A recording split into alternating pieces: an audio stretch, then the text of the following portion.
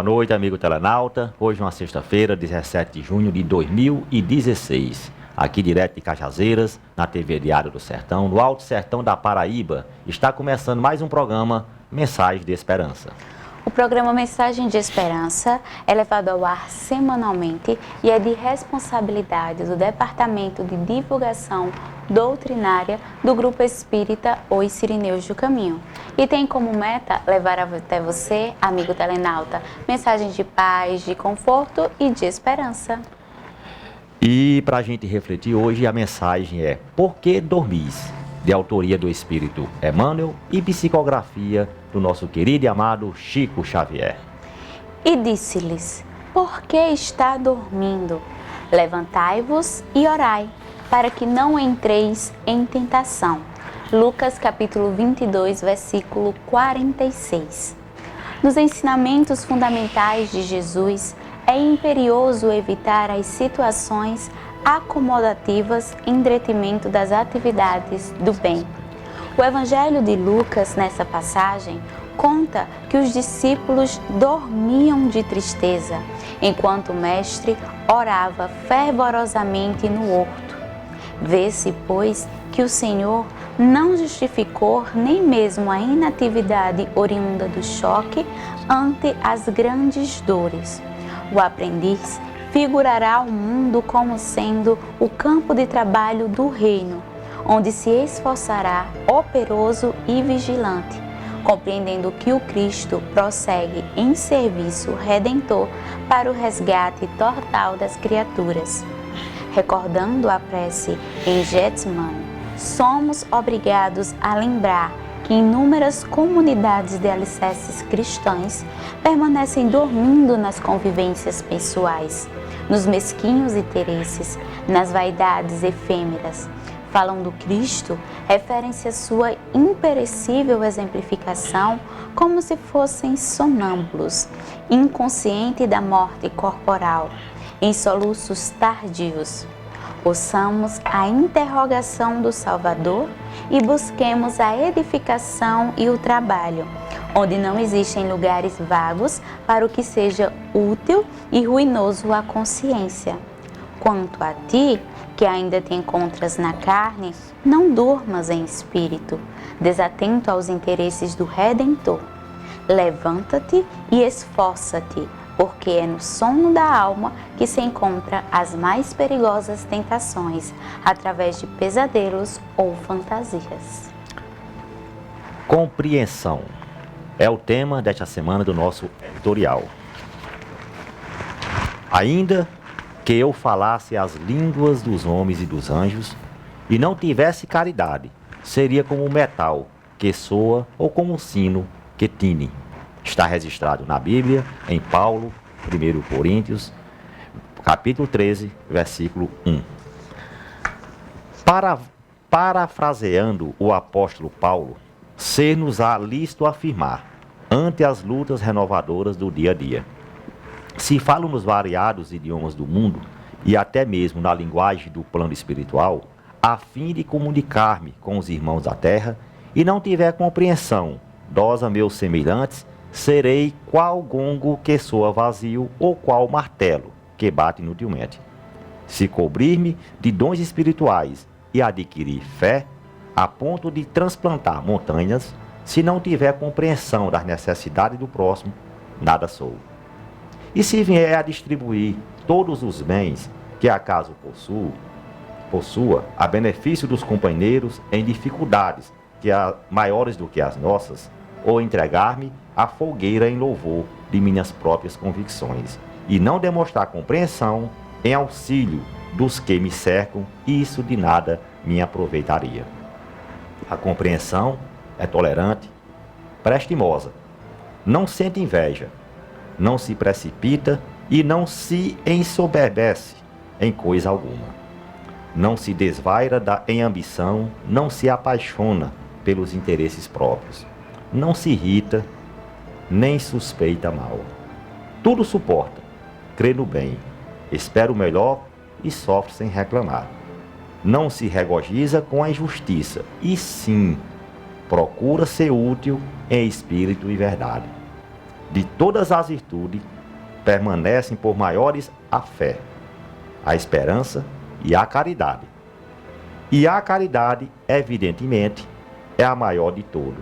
Entretanto, urge observar que, se fora da caridade não há salvação, sem compreensão, a caridade falha sempre em seus propósitos, sem completar-se para ninguém. Mensagem de esperança. Em seu momento musical, apresenta a melodia Quando Eu Te Vi com Ivo Pessoa.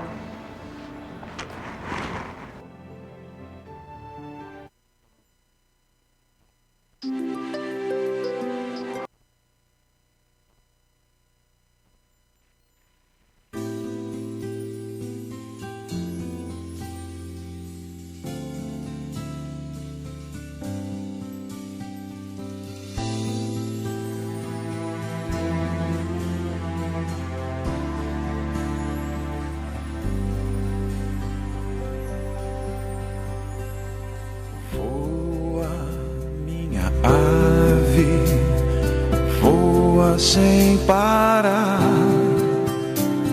viaja pra longe, te encontrarei em algum lugar. Permaneço em ti, como sempre foi, mais perfeito e mais fiel. Mesmo sozinho sei que estás perto de mim. Quando triste olho pro céu, quando eu te vi, o sonho aconteceu. Quando eu te vi, meu mundo amanheceu. Mas você partiu sem mim.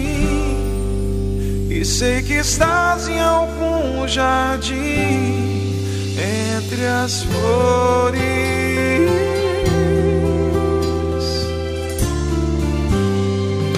Anjo, meu tão amado anjo, bem sei que estás. E eu dobrando o sono hei de acordar para os teus olhos ver uma vez. Mas o verdadeiro amor espera uma vez mais.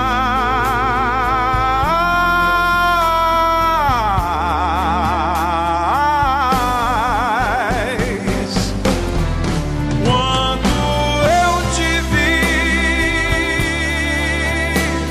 o sonho aconteceu. Quando eu te vi, meu mundo amanheceu. Quando eu te vi, o sonho aconteceu.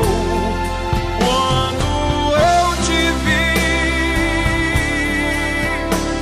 meu mundo amanheceu. Mas você partiu sem mim. E sei que estás em algum jardim entre as flores.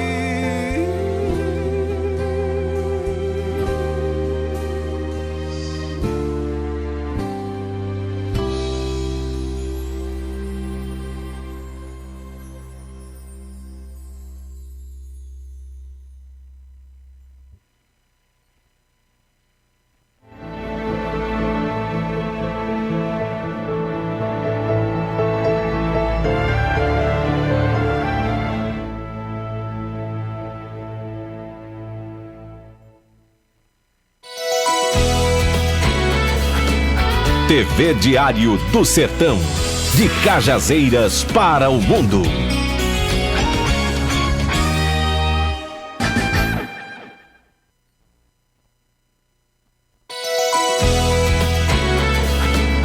TV Diário do Sertão, de Souza para o mundo.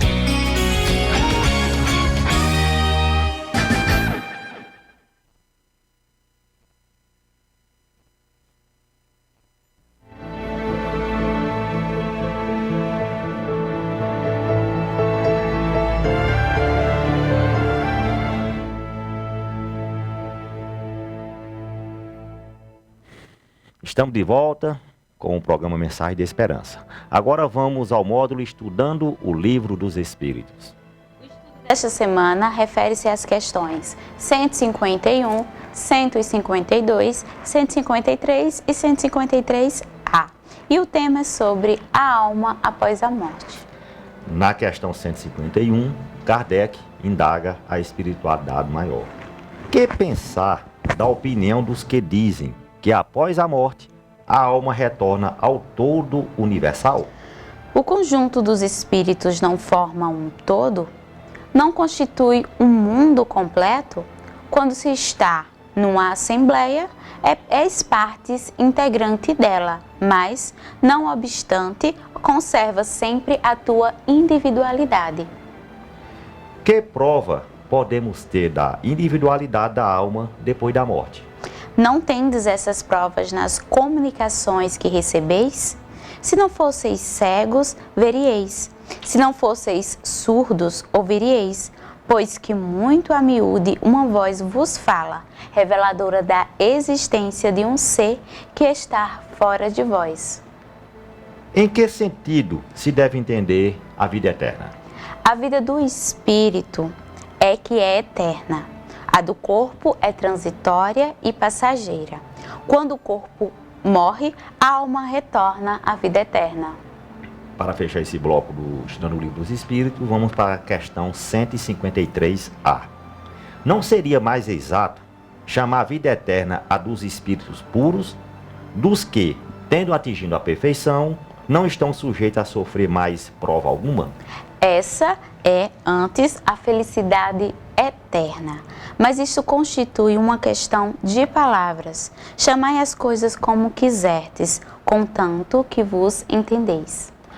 Amigo internauta, agora vamos ao módulo Estudando Fatos e Notícias. São acontecimentos que foram destaque na mídia e que merecem uma reflexão espírita. E o tema dessa semana é sono e sonhos.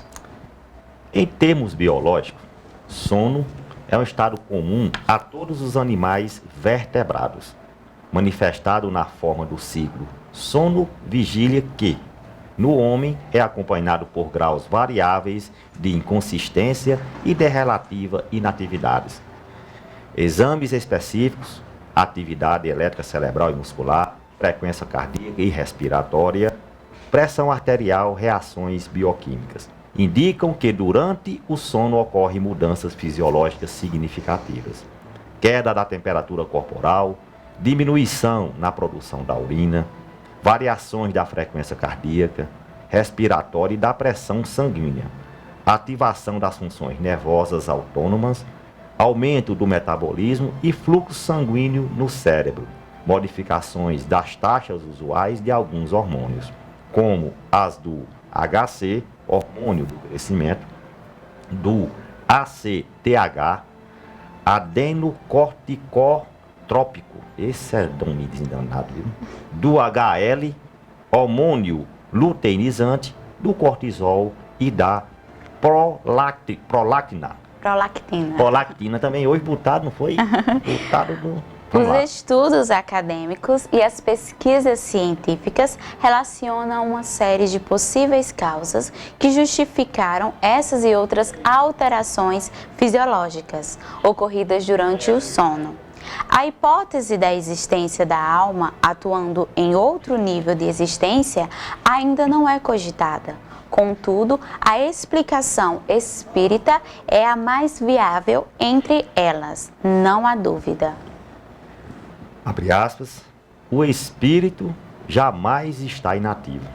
Durante o sono, afrouxam-se os laços que o prendem ao corpo e então, não precisando o corpo de sua presença, o espírito se lança no espaço e entra em relação mais direta com os outros espíritos. Fecha aspas. Nesta situação, a alma afasta-se do seu corpo físico, mas a ele permanece ligada por meio do perispírito, o qual, por sua vez, transmite ao veículo somático as impressões, boas ou más, vindas do espírito, conforme a natureza das atividades que ele desenvolve na outra dimensão. Importa considerar que, abre aspas novamente, o espírito se acha preso ao corpo, qual balão cativo ao poste. Ora, da mesma forma que as sacudidelas do balão abalam o poste, a atividade do espírito reage sobre o corpo e pode fatigá-lo. Fecha aspas. Kardec faz outras considerações igualmente importantes. O corpo repousa durante o sono, mas o espírito não tem a necessidade de repousar. Enquanto os sentidos físicos se acham entorpecidos, a alma se desprende parcialmente da matéria e goza das suas faculdades de espírito. O sono foi dado ao homem para a reparação das forças orgânicas e morais. Enquanto o corpo recupera os elementos que perdeu por efeito da atividade de vigília, o espírito vai retemperar-se entre os outros espíritos, naquilo que vê, no que ouve e nos conselhos que lhe dão, ao rude ideias que, ao despertar, lhe surgem no estado de intuição. É a volta temporária do exilado à sua verdadeira pátria. É o prisioneiro restituído momentaneamente à liberdade. Mas, como se dá ao presidiário perverso, acontece que nem sempre o espírito aproveita esse momento de liberdade para o seu adiantamento. Se conserva instintos maus em vez de procurar a companhia de espíritos bons. Busca de seus iguais e vai visitar os lugares onde possa dar livre curso às suas inclinações.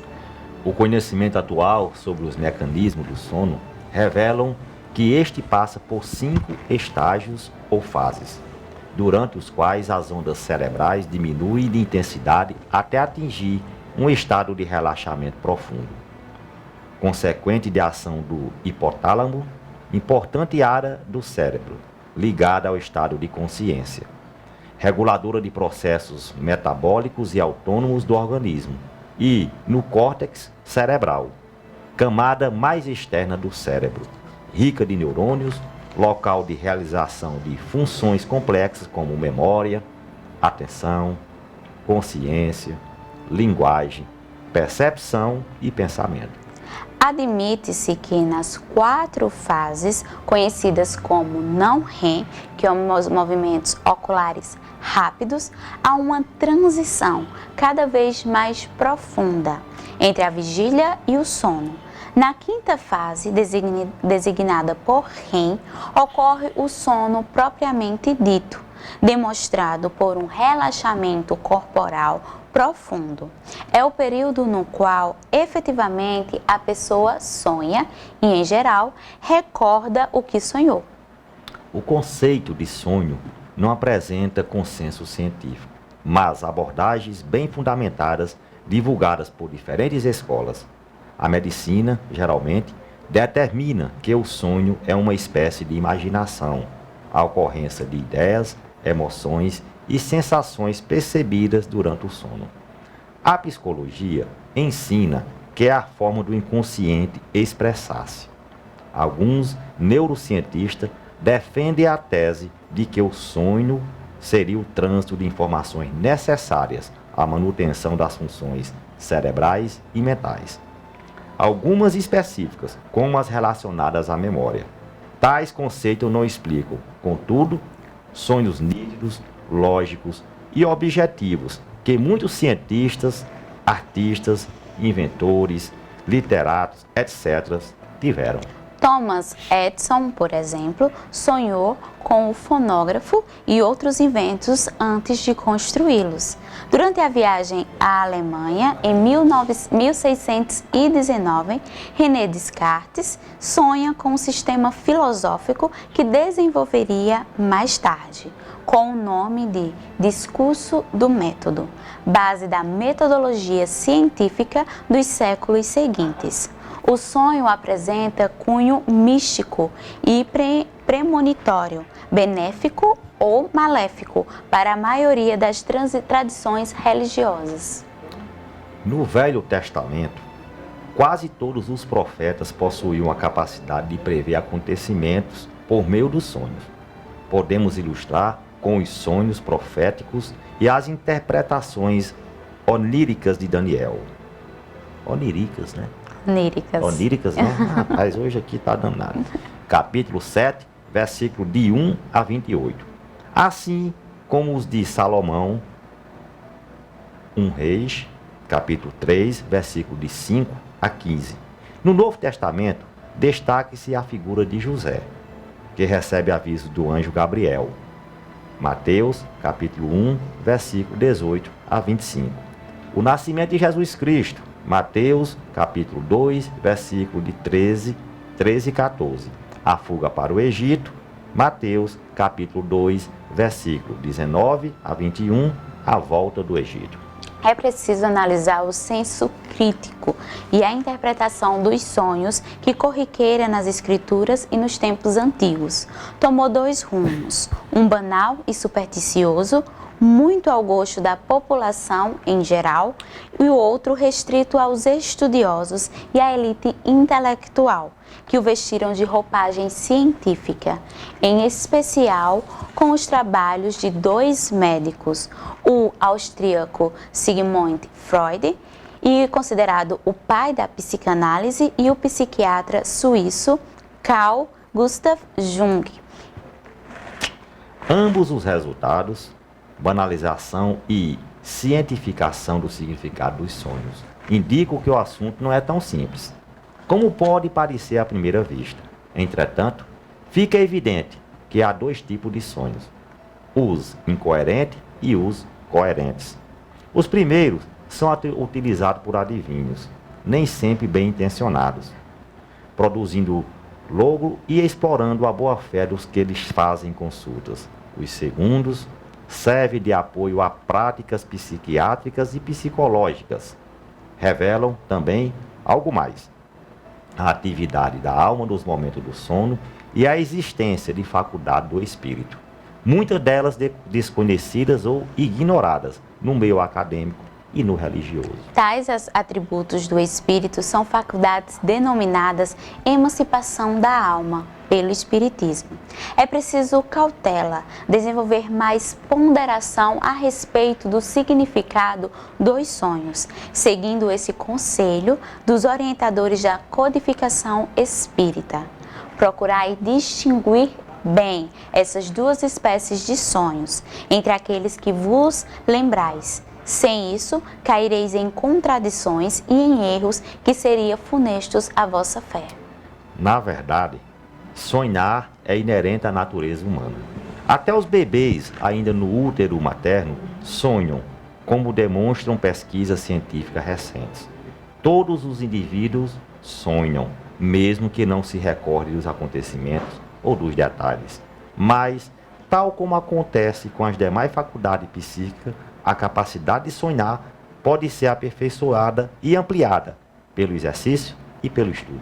Refletindo sobre essas orientações que os espíritos transmitiram sobre o tema, Kardec esclarece: os sonhos são os efeitos da emancipação da alma, que se torna mais independente pela suspensão da vida ativa e de relação. Daí uma espécie de clarividência indefinida que se estende aos lugares mais distantes ou que jamais se viu e algumas vezes até a outros mundos. Daí também a lembrança que traz à memória acontecimentos verificados na precedente existência ou nas existências anteriores. A extravagância das imagens do que se passa ou se passou em mundos desconhecidos, entremeados de coisas do mundo atual, formam esses conjuntos bizarros e confusos, que parecem não ter sentido ou ligação. A incoerência dos sonhos ainda se explica pelas lacunas produzidas pela lembrança incompleta daquilo que nos apareceu em sonho. Seria algo como uma narração da qual se truncassem frases ou trechos ao acaso. Reunidos depois, os fragmentos restantes perderiam qualquer significação racional. Samires, vamos fazer um comentário? Sim. A gente estava lendo esse texto, tanto eu como você, e a respeito do sonho, né? Assim, complicado a gente fazer algum comentário, mas eu vou fazer o que eu estava pensando no momento. Qual de nós, né? Porque a gente sempre diz, não, se a gente sonhou é porque a gente já esteve naquele lugar, foi com alguma pessoa que a gente viu, que a nossa memória memoriza aquilo, né? E a gente só sonha aquilo que a gente já viu, ou já passou, ou já esteve. Quem não tem o conhecimento da doutrina, né? Qual de nós que não já sonhou com lugares ou com pessoas que a gente nunca viu, nunca esteve, né? Nem viu em televisão, nem filme, nem leu em livros, nem pessoalmente, né? Então, se a nossa memória aqui, a gente nunca viu, né, esse local, né, aquelas pessoas, como é que se explica que a gente sonhou com aquele lugar e com aquelas pessoas, né? Então, não digo só, mas a doutrina, a gente que estuda, né, que lê, tem essas explicações. Isso. Né? E como disse no texto, né, temos o senso crítico para interpretar todos os sonhos. Exatamente. E após esse comentário, vamos agora aos nossos comerciais.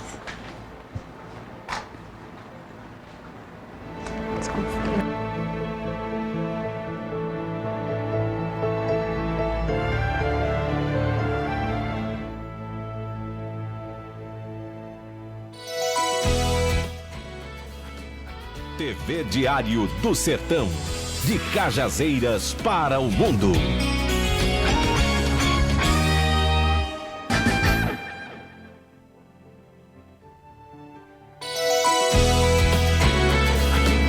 TV Diário do Sertão, de Souza para o mundo.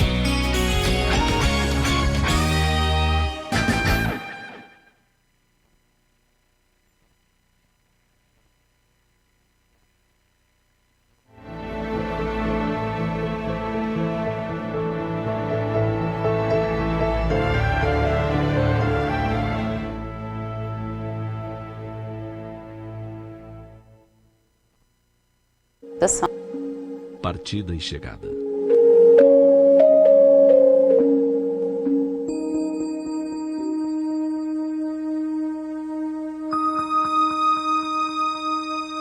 Quando observamos da praia um veleiro a afastar-se da costa, navegando mar adentro, impelido pela brisa matinal, estamos diante de um espetáculo de beleza rara. O barco, impulsionado pela força dos ventos, vai ganhando o mar azul e nos parece cada vez menor. Não demora muito e só podemos contemplar um pequeno ponto branco na linha remota e indecisa, onde o mar e o céu se encontram. Quem observa o veleiro sumir na linha do horizonte, certamente exclamará: já se foi. Terá sumido? Evaporado? Não, certamente. Apenas o perdemos de vista.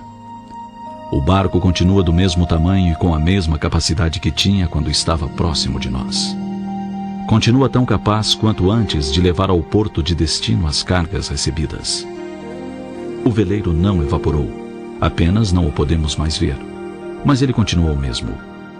E talvez no exato instante em que alguém diz, já se foi, haverá outras vozes mais além a afirmar, lá vem o veleiro. Assim é a morte. Quando o veleiro parte levando a preciosa carga de um amor que nos foi caro, e o vemos sumir na linha que separa o visível do invisível, dizemos, já se foi. Terá sumido? Evaporado? Não, certamente. Apenas o perdemos de vista. O ser que amamos continua o mesmo. Sua capacidade mental não se perdeu. Suas conquistas seguem intactas da mesma forma que quando estava ao nosso lado. Conserva o mesmo afeto que nutria por nós. Nada se perde, a não ser o corpo físico, de que não mais necessita no outro lado. E é assim, que no mesmo instante em que dizemos, já se foi, no mais além, outro alguém dirá feliz, já está chegando. Chegou ao destino levando consigo as aquisições feitas durante a viagem terrena. A vida jamais se interrompe nem oferece mudanças espetaculares, pois a natureza não dá saltos. Cada um leva sua carga de vícios e virtudes, de afetos e desafetos, até que se resolva por desfazer-se do que julgar desnecessário. A vida é feita de partidas e chegadas, de idas e vindas. Assim, o que para uns parece ser a partida, para outros é a chegada. Um dia partimos do mundo espiritual na direção do mundo físico. Noutro, partimos daqui para o espiritual, num constante ir e vir, como viajores da imortalidade que somos todos nós.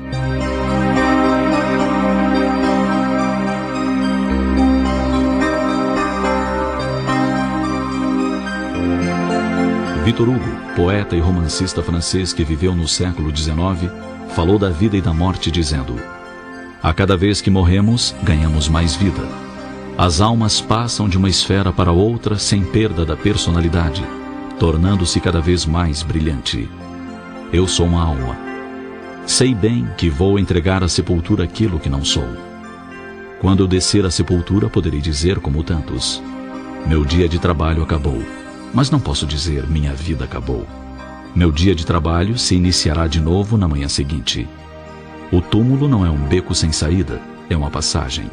Fecha-se ao crepúsculo e a aurora vem abri-lo novamente.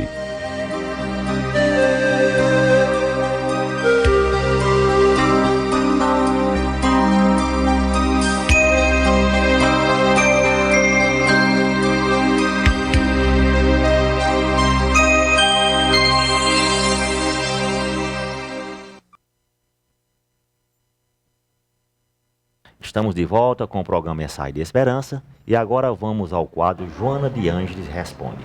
São perguntas e respostas sobre temas evangélicos, doutrinários, filosóficos morais e de autoconhecimento. E a pergunta desta semana é sobre a inveja. O que é a inveja?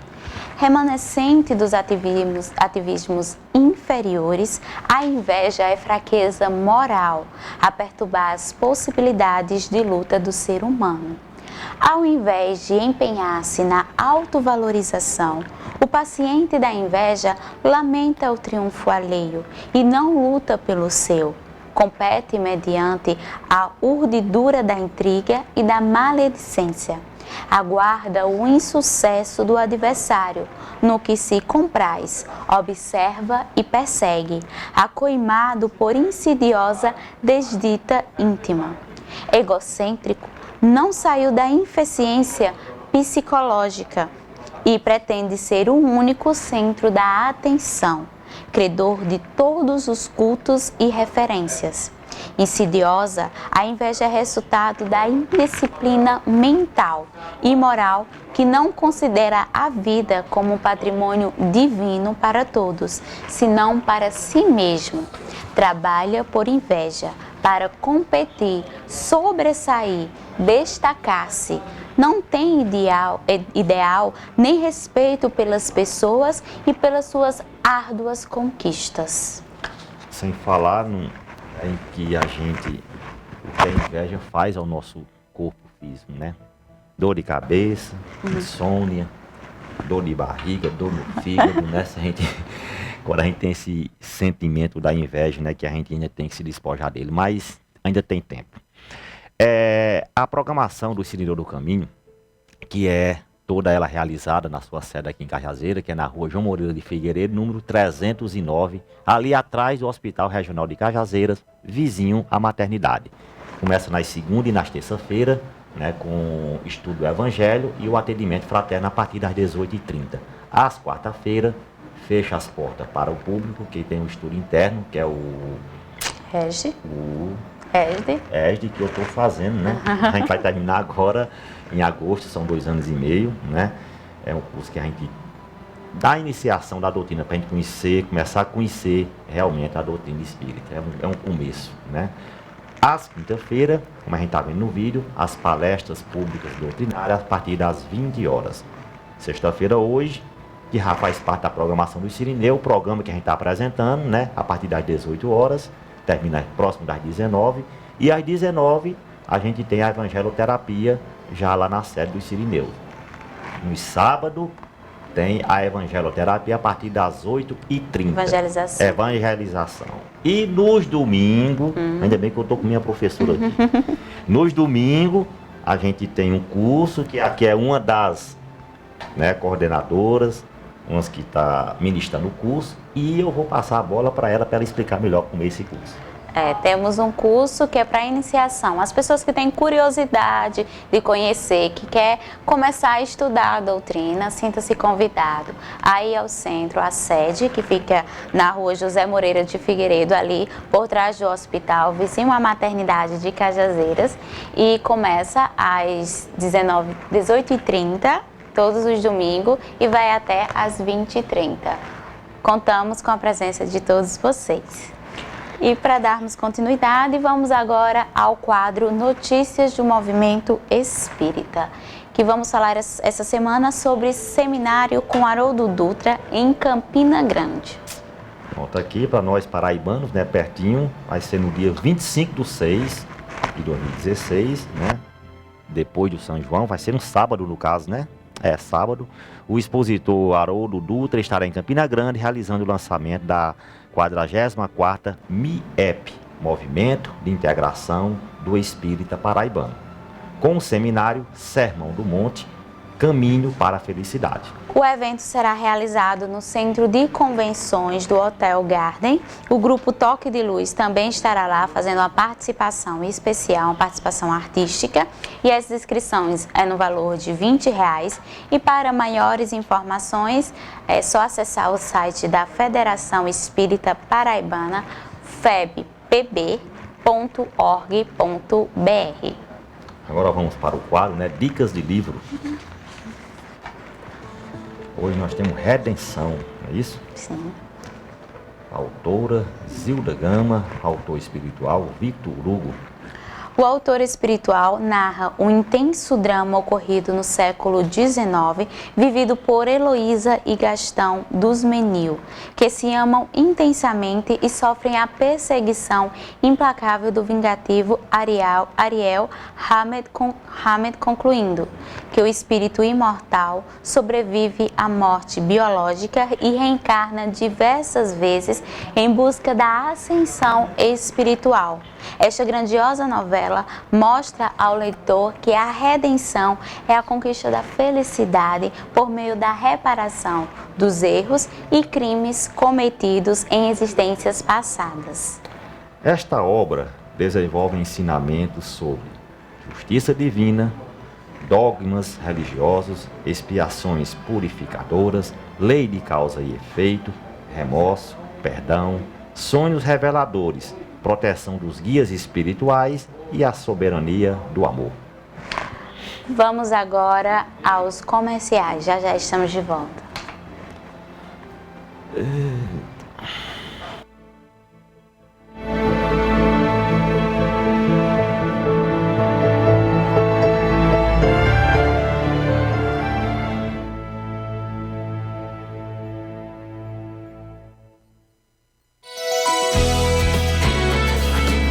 TV Diário do Sertão, de Cajazeiras para o mundo.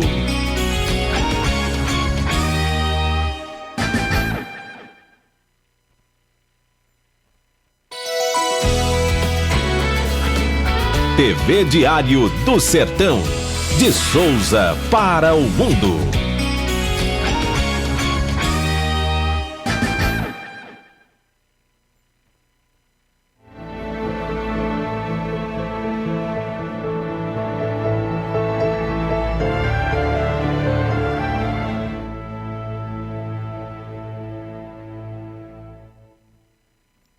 Estamos de volta com o programa Mensagem de Esperança. Amigo telenauta, estabeleça um clima de harmonia, paz e segurança no seu lar. Inicie hoje mesmo o estudo do Evangelho no Lar. É o maior investimento que você pode proporcionar para a sua família. Existe o bazar da Fraternidade dos Sirineus do Caminho e adquira objetos de baixo custo e em boas condições de uso. Sua localização é na estrada do Cocodé, por trás do Hospital Universitário Dr. Júlio Bandeira. Seu funcionamento ocorre nas terças, quintas e sextas pela manhã, nas segundas, quartas e sextas pela tarde e no sábado pela manhã e pela tarde. Quando despertamos para as verdadeiras razões do viver aqui na Terra, quando nos deparamos com os problemas do destino e da dor. Quando nos vemos autoquestionando valores adotados pela sociedade. Dentre outras variadas reflexões, sentimos falta de ensinamento que nos dê norte seguro e confiável para seguirmos adiante rumo a dias melhores. Encerrando o programa desta semana, desejamos muita paz e sabedoria a todos os nossos amigos telenautas e deixaremos vocês com o quadro Vida e Valores, que trará para a sua vida esclarecimentos diversos sobre temas do nosso cotidiano. Meus amigos telenautas, chegamos mais uma vez ao fim do programa Mensagem de Esperança, e sempre como a gente pede aqui toda sexta-feira, né? Muita prudência nesse final de semana, na sexta, no sábado, no domingo, para que a gente não tenha notícias, infelizmente, como a gente teve nesse último final de semana, né? Desencarne de 7 pessoas aqui da nossa região, num só acidente, né? E também o que aconteceu, né? Aquele caso trágico nos Estados Unidos, né? Mais de 50 mortos, foram 50 mortos fechados, né? Então vamos ter prudência, vamos ter a consciência de que se ingerir alguma bebida alcoólica, não vamos pegar em volante, nem de nenhum veículo, nem moto, nem carro, porque é uma arma que a gente tem contra nós e contra o próximo nosso que, né, não tem culpa nenhuma da nossa imprudência. Então que Jesus ilumine a todos, né? Que abençoe esse final de semana e vamos dar continuidade, né, com o vídeo Liberdade das Escolhas do nosso Raul Teixeira, né, que o tema da semana é justamente isso, Liberdade das Escolhas. Bom final de semana, boa noite, fiquem com Deus e até a próxima sexta-feira, se Deus quiser.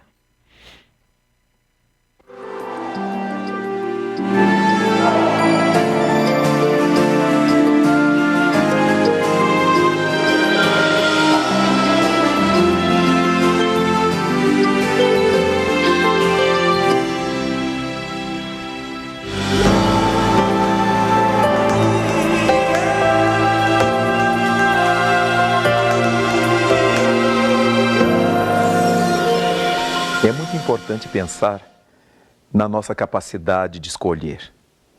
Em cada momento da nossa vida, em cada gesto de nossa vida, a escolha é nossa. Indubitavelmente a escolha é nossa. Cada vez que você quiser avaliar o porquê que as coisas estão indo bem ou não estão indo bem, verifique o tipo de escolhas que você vem fazendo. A partir disso, começamos a sentir que todos os nossos movimentos são ditados por nossa livre vontade. Nós fazemos escolhas para a nossa felicidade, fazemos escolhas para a nossa infelicidade. Cada vez que nós escolhemos o cônjuge, o parceiro, o namorado, a namorada, precisamos ter em mente que estamos buscando alguém que se afine conosco, que esteja junto a nós, com quem possamos compartilhar a vida. E essa escolha precisa ser bem feita. Não podemos escolher de escantilhão uma pessoa que a gente viu uma primeira vez e supor que tenha surgido um amor à primeira vista que dispense esse conhecimento gradual, ponderado, que nós precisamos ter um do outro. E com tudo isso verificamos que ao cabo e ao fim não conhecemos bem as pessoas.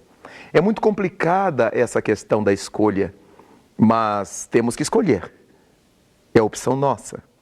Quando pensamos no alimento que desejamos para cada dia, que tipo de refeição queremos fazer, a escolha é nossa. Se escolhemos alimentos de graxa, alimentos condimentados, alimentos leves, vegetarianos, escolha nossa. A nossa condição orgânica a partir daí estará definida em função daquilo que escolhemos para a nossa alimentação. A forma como nós desejamos educar os próprios filhos, como é que nós vamos conduzir a nossa prole? Vamos educá-la numa religião? Em que religião? Vamos trabalhar com ela o pensamento político da família? Vamos ensinar aos nossos filhos a ver o mundo a compreender as pessoas, a ter a mansuetude das pombas e a prudência das serpentes? Como é que, afinal, queremos educar os nossos filhos? Vamos educá-los para que eles sejam os melhores da rua, do prédio, da escola, do bairro? Ou para que eles sejam melhores do que eles mesmos a cada dia? Nós é que fazemos escolhas. E a partir disso, a vida fica nas nossas mãos. É certo que há coisas que, mesmo tendo feito escolhas, a decisão final não é nossa. Às vezes queremos determinada coisa, mas estamos submetidos à vontade de outros indivíduos. Assim se passa na política, por exemplo. Queremos que a nossa cidade seja pacífica, seja ordeira, seja limpa, mas há coisas que independem de nós. Há indivíduos que foram preparados, eleitos, escolhidos para atender a essas questões. Então foge à nossa alçada. Mas mesmo assim, na condição de cidadãos, nós poderemos pressionar, fazer movimentos, nos dirigir às autoridades, nos dirigir aos periódicos. Escolha nossa. Ou podemos ficar devidamente acomodados esperando que alguém resolva por nós as questões. É muitíssimo importante que tenhamos essa visão de que a nossa vida está amarrada às escolhas que fazemos. E fazer escolhas é alguma coisa que não é tão simples. Se nós não aprendermos que a vida que levaremos estará em função das escolhas que façamos, não conseguiremos chegar a bom termo. Começaremos a culpar os outros pelas escolhas que são nossas. Começaremos a dizer que a culpa é do tempo, é dos santos, é de Deus, é da política, quando em verdade, na maior parte das vezes, o problema está amarrado às escolhas que fazemos. Vale a pena pensar que as escolhas estão atreladas ao que chamamos de livre-arbítrio. O livre-arbítrio é essa condição que todos nós temos de pensar o que queremos para a nossa vida, de pensar como queremos as coisas para a nossa vida e passarmos a implementar, porque graças a essas escolhas que fazemos, a vida nos responderá positiva ou negativamente. Foi Jesus Cristo que estabeleceu isto. A sementeira nossa é totalmente livre. Nada obstante, a colheita nos será obrigatória.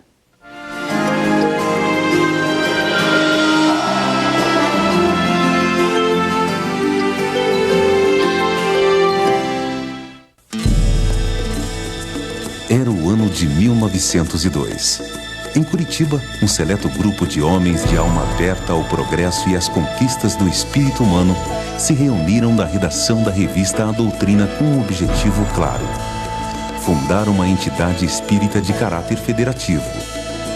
Nascia a Federação Espírita do Paraná. Mais que apenas difundir a doutrina codificada por Allan Kardec, a FEP estabeleceu desde a sua fundação relações estreitas com a comunidade paranaense, criando serviços de amparo aos socialmente carentes.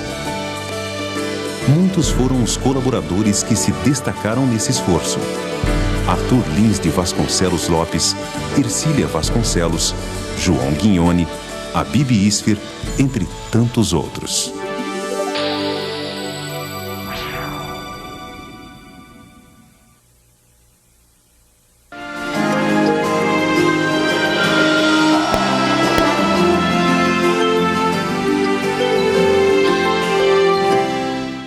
Essa questão da escolha é de fato fundamental, porque nós escolhemos tudo.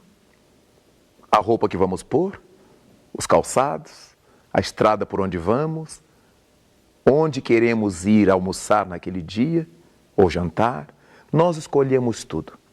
Mas é importantíssima essa percepção de que a nossa escolha não deve ser uma escolha de qualquer jeito. Precisa ser uma escolha responsável. Enquanto nós não soubermos fazer escolhas responsáveis, a nossa vida, com toda a liberdade, será quase sempre um caos. O notável filósofo francês Jean-Paul Sartre chegou a asseverar que nós estamos escravizados à nossa liberdade. É graças a essa liberdade que definimos as coisas de nossa vida. E por causa dessa liberdade é que vemos pessoas como Adolfo Hitler, que decidiu-se por fazer o que fez, usando da sua liberdade.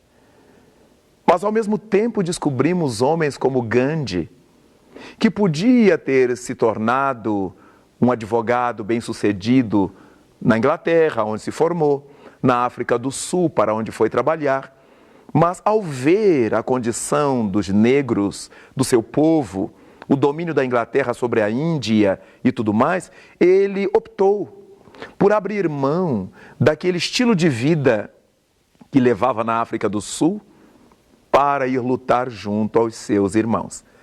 Naturalmente, nós pensamos que foi uma escolha sua. Ele optou, ao invés de ganhar só para si, ele foi trabalhar junto aos seus irmãos, ao seu povo, à sua etnia. Nós encontramos escolhas como a de Madre Teresa de Calcutá. Madre Teresa era professora de alunas de classe média alta e poderia ter sido homenageada sempre, paparicada por suas alunas como era, amada por suas alunas, muito querida no trabalho que realizava, mas depois de ter feito a célebre viagem de férias a Calcutá, para conhecer o que se passava na cidade e tendo visto o que viu, Madre Teresa não se conformou. Fez a sua escolha. Usou de sua liberdade. Escreveu ao Papa, porque ela queria deixar de ser professora da escola cristã, mas queria continuar a trabalhar pelo Cristo numa outra frente. Fez a opção, foi para Calcutá, e a história de Madre Teresa o mundo inteiro conheceu. Uma história de liberdade, uma história de opção, uma história de livre-arbítrio. Se pensarmos nos territórios do espiritualismo, nós encontraremos no espiritismo a figura de Chico Xavier. Podia ter se tornado um dos mais ricos escritores do Brasil se não tivesse assumido a sua condição de médium. E os livros assinados por aqueles seres espirituais viajaram o mundo, se tornaram traduzidos em várias línguas, levando conforto, orientação, luz, inspiração do bem a tanta gente. Escolha de Chico, opção que ele fez graças à sua liberdade de escolher. Nós encontramos pessoas que podem ser honestas, mas escolhem o caminho da desonestidade. Tem liberdade para isto. Achamos outras que podem ser dignas, mas optam pelo labirinto da indignidade. Tem liberdade para isto. Outras se tornam homicidas, suicidas, exatamente porque optaram por isto. E porque optaram por isso, são responsáveis pelas consequências dessa opção que fizeram. Liberdade com Jesus é a opção que deveremos fazer. Não estamos proibidos da distração, do esporte, de namorar, de casar, formar família, de optar pela nossa profissão, de ter o nosso emprego, ganhar nosso dinheiro, ganhar muito dinheiro. Mas que tudo isso, fruto de nossa escolha, fruto de nossa opção, esteja clareado pela luz do Cristo. Somente a partir desse clareamento que a inspiração de Jesus proporciona sobre nossas vidas é que conseguiremos fazer escolhas positivas, escolhas para sempre, escolhas para o bem. Cabe a você, meu irmão, minha irmã, cabe a cada um de nós fazer opções inteligentes, escolhas nobres, como Jesus Cristo fez quando podia ter ficado no domínio das estrelas, entre os beijos dos astros, optou por descer à terra e atender aos carentes de médico.